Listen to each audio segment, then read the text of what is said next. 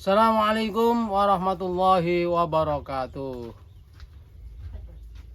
Innal hamdalillah nahmaduhu wa nasta'inuhu wa nastaghfiruh wa na'udzu billahi min syururi anfusina wa min sayyiati a'malina may yahdihillahu fala mudhillalah wa may yudlil fala hadiyalah. Asyhadu an la ilaha illallah wahdahu la syarikalah la na'budu illa iyyah wa asyhadu anna Muhammadan abduhu wa rasuluhu la nabiyya ba'dah. Allahumma shalli wa sallim ala sayyidina Muhammad wa ala alihi wa ashabihi wa mawalah. Ya, Azahri Channel. Selamat berjumpa kembali.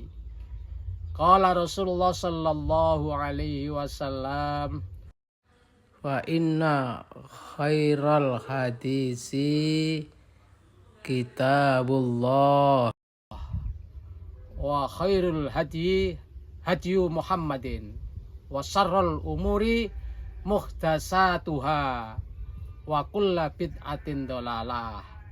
Rawahu Muslim.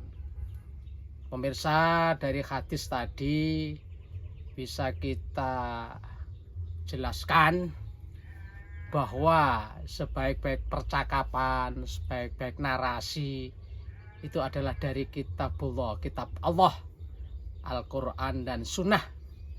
Dan sebaik-baik petunjuk adalah petunjuk Rasulullah Sallallahu Alaihi Wasallam. Dan seburuk-buruk urusan adalah yang diada-adakan dalam agama. Dan setiap bid'ah yang diada-adakan, yang tidak ada dalil dan contoh Rasulullah, itu adalah sesat. Bahkan di hadis lain, wa kulla dolalatin finnar. Dan kesesatan itu endingnya, ujungnya adalah neraka. Lalu pemirsa, apa sih bid'ah itu? Ya tentu banyak ulama yang menjelaskan tentang takrif, definisi bid'ah, mulai As-Satibi, kemudian Ibnu Taimiyah, Yusuf Qaradawi yang paling modern ya, dan ada juga ormas seperti Muhammadiyah di Majelis Tarjih ya. Putusan Majelis Tarjih itu juga memberikan batasan tentang bid'ah. Nah, kita ambil saja misalnya dari Tarjih Muhammadiyah. Jadi bid'ah itu mengada-ngadakan sesuatu yang baru, tidak ada contoh dan dalil dari Rasulullah. Jadi sunnah qauliyah, sunnah fi'liyah maupun takririyah itu tidak ada. Lalu diada-adakan dan dianggap itu ibadah, tapi dalam umurul ta'abbudi, dalam urusan ibadah. Dalam hal ini adalah ibadah khusus, ibadah mahdhah. Nah, itu bid'ah itu di sana. Lalu apa sih ibadah itu menurut Muhammadiyah itu, tarjih itu? Mahiyal ibadah. Nah, begitu kan? Al ibadatu hiya taqarrubu ilallah bi imtisali awamirihi wastinabi nawahihi. Atau al amali adzina bihi syari, atau amal apa saja yang diizinkan oleh syara. Jadi semua aktivitas dalam rangka mendekatkan diri kepada Allah dengan melaksanakan perintahnya, menjauhi larangannya, itu ibadah. Atau segala aktivitas amaliyah yang diizinkan oleh syari, oleh Allah Subhanahu wa taala. Wahia amatun wa khosotun. Lah, ibadah itu ada dua, ada ibadah umum, apa ibadah khusus. Ibadah umum ya, al-amah tadi ya, kullu amalin adzina bi syari ya. Ibadah umum itu semua aktivitas yang diizinkan oleh Allah dalam rangka mendekatkan diri tadi, bukan menjauhkan dari Allah ya. Kemudian wal khosoh, yang khusus itu ma haddadahu bijuz'iyatin wa kaifiyatin wa hayatin makhsusatin. Jadi apa-apa yang sudah dijelaskan, dibatasi oleh syari tadi ya, tentang bagian-bagiannya, gerakan-gerakannya, cara-caranya, itu sudah diatur oleh pembuat syariat. Itu ibadah khusus namanya. Lah, bid'ah itu berada di ibadah yang khos tadi, yang khusus tadi, yang ta'abudi. Kalau ibadah am kan ibadah sosial, atau biasanya disebut juga masalah urusan dunia. Kama qala Rasulullah sallallahu alaihi wasallam, antum a'lamu bi umuri dunyakum. Kamu lebih tahu tentang urusan duniamu. Nah, itu. Lalu apa urusan dunia itu? Tarjih menjelaskan wa al umuru allati lam yub'as li ajlihal anbiya, yaitu semua urusan yang tidak menjadi diutusnya Rasul, tidak menjadi tugas diutusnya Rasul. Ya, sekali lagi, semua urusan yang tidak menjadi tugas diutusnya Rasul, itulah hal-hal yang disebut duniawiyah, ya, masalah keduniaan. Itu pemirsa salah satu definisi daripada ibadah dan masalah dunia. Jadi bid'ah itu ada di ibadah mahdhah, ya. Jadi umpama kita sholat subuh masih segar, lalu kita tambah menjadi 3 rakaat, itu namanya bid'ah, mengada-ada. Karena contoh Rasulullah sholat subuh itu 2 rakaat. Nah, oleh karena itu dalam ibadah, nah ini ulama usul telah menggariskan al aslu fil ibadati butlanun hatta yakuma ala dalilu. Ibadah itu pada asalnya adalah tidak boleh kecuali yang ada dasarnya. Jadi kalau masalah ibadah itu cari dasarnya, bukan cari larangannya. Misalnya takbiratul ihram, ya hanya setinggi bau saja, tidak boleh Allahu Akbar, mengepal Allahu Akbar, itu namanya menambah-nambah, tidak boleh. Tapi kalau masalah duniawiyah tadi, atau masalah terkait dengan wasilah, wasail, itu ya boleh-boleh aja. Misalnya kalau dulu zaman Nabi Al-Quran belum ditulis, selalu ditulis, kemudian ditulis di atas kertas dalam bentuk mushaf, sekarang di dalam HP, ya itu bukan bid'ah, itu karena masalah duniawiyah tadi. Gitu pemirsa. Jadi praktek-praktek bid'ah itu banyak di masyarakat itu. Menurut Yusuf Qaradawi, bid'ah itu ada 2, ada bid'atun hakikiyatun, ada bid'atun idhofiyatun. Nah, bid'ah yang hakiki itu yang memang tidak ada dasar sama sekali, ya, baik secara umum di dalam Islam tidak ada dalil, ya, sunnah dari Nabi, baik qauliyah, fi'liyah maupun takririyah, tidak ada contoh juga dari Nabi, para sahabat, kemudian dikerjakan, diada-adakan, dan itu dianggap ibadah, dapat pahala, ada syarat rukun. Nah, itu bid'ah yang hakiki. Contohnya apa? Nah, di masyarakat kita ya seperti tahlilan kematian, hari pertama, kedua, ketiga, sampai ke-7, nanti ada hari ke-40, 100, 1000, wah itu memang ada-ada. Bahkan konon itu dari budaya non muslim, budaya Hindu Buddha. Kalau dalam Islam tidak ada, Rasulullah tidak pernah ditahlili, sahabat tidak pernah, ya.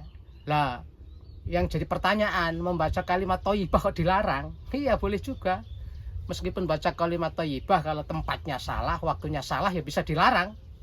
Sholat aja bisa dilarang. Misalnya sholat ketika matahari mau terbit sampai terbit, itu dilarang sholat. Matahari akan tergelincir sampai tergelincir, matahari huruf tenggelam sampai tenggelam. Ada beberapa larangan sholat, itu sholat padahal ya sama.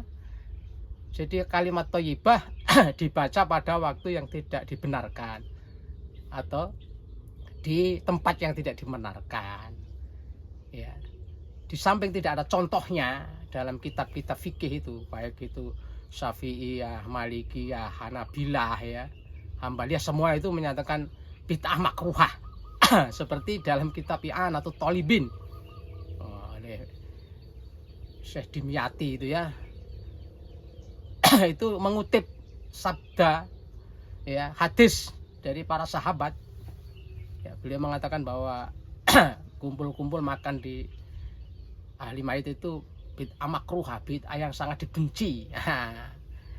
Itu dari hadis di kitab Ahmad, Musnad Ahmad itu, ya, dia mengutip hadis kunna nu'idu, ya, kunna nu'idu al istima'a li ahlil mayyiti wa san'ahumut ta'am ba'da dafnihi minan niyahah.